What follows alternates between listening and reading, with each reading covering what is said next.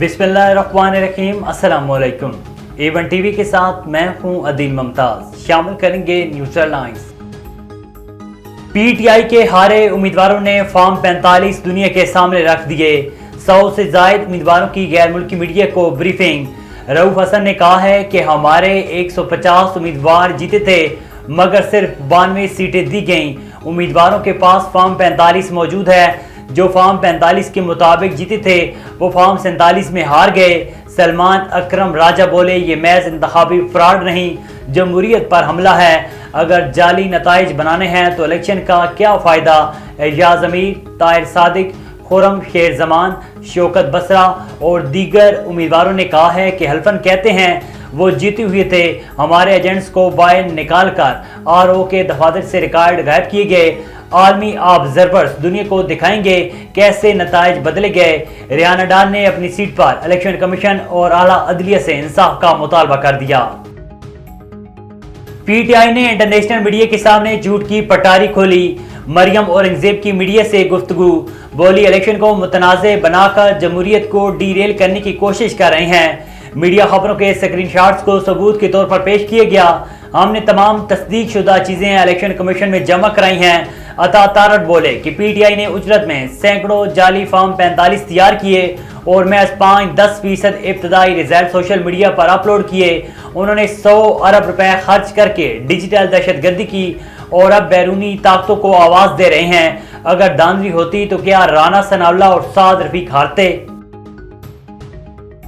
मैं ये आपकी गुंडागर्दी नहीं चलने दूंगा। यहाँ पे जो आप ये ट्विटर अकाउंट बना रहे हैं, आपकी जो पीछे बैठी दहशतगर्द तंजीमें हैं, जो प्रिपेयर्ड हैं, जो मास्टरमाइंड हैं। जहां आप जीते वहां ठीक, जहां हारे वहां धांधली।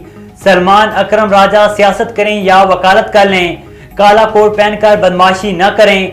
रहनुमा IPP ओन चौधरी की प्रेस कॉन्फ्रेंस, बोले सलमान अकरम राजा ने इलेक्शन की रात RO के दफ्तर पर धावा बोला, अपनी मर्जी का नतीजा बनाने पर जोर दिया। वो समझते हैं कि जो भी करेंगे वो कानून है। आपने इलेक्शन में डिजिटल दहशतगर्दी की, रियासत के साथ किसी को नहीं खेलने देंगे। PTI मुतहरक हुकूमत साजी के लिए राब्ते तेज कर दिए। असद कैसर का फजलुर रहमान को टेलीफोन, राब्तों का सिलसिला बढ़ाने पर इत्तफाक। ज़राए के मुताबिक धांधली और अगले लामर पर बात के लिए कमेटियां बनाई जाएंगी। असद कैसर का आफ्ताब शेरपाओ से भी राब्ता, आज मुलाकात का भी इम्कान। तहरीक इंसाफ और जमात इस्लामी के राब्ते भी बहाल हो गए। तर्जमान JUI के मुताबिक लतीफ खोसा ने लियाकत बलोच से टेलीफोनिक राब्ता किया। जमात इस्लामी के मौके पर बानी PTI से बात करने की हामी भरी। वफूद की आज मुलाकात भी मुतवक्के। और हुकूमत साजी से मुतल्लिक नून लीग और पीपल्स पार्टी की आज बैठक मुलतवी।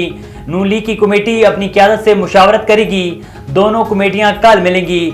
सिफारिशात को हतमी शक्ल दी जाएगी। हेडलाइंस आपने जानी, अब रुख करते हैं तफसीली खबरों की जानिब। आपको बताएं कि फूलनगर में थाना सराय मुगल की हदूद में वारदातों का सिलसिला नॉन स्टॉप जारी है। फूलनगर बैंक से कैश लेकर जाने वाले ब्लॉकी गांव के रशीद पटवारी नामी शख्स साबका चौकी पावर प्लांट के पास मौके पर डाकुओं की फायरिंग से जांबाक हो गया और एक शख्स जख्मी को अस्पताल मुंतकिल कर दिया गया।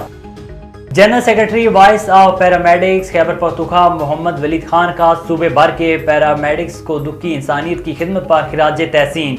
उम्मीद जाहिर की कि सूबे भर के पैरामेडिक्स इसी तरह मुल्क व कौम की खिदमत जारी रखेंगे। वलीद खान ने मजीद कहा है कि हर मसले में हम पैरामेडिक्स के शाना बशाना खड़े रहेंगे। सजावल में बंद होने वाले स्कूल को खोलने के लिए तुलबा और इलाका मकीनों का एहतजाज।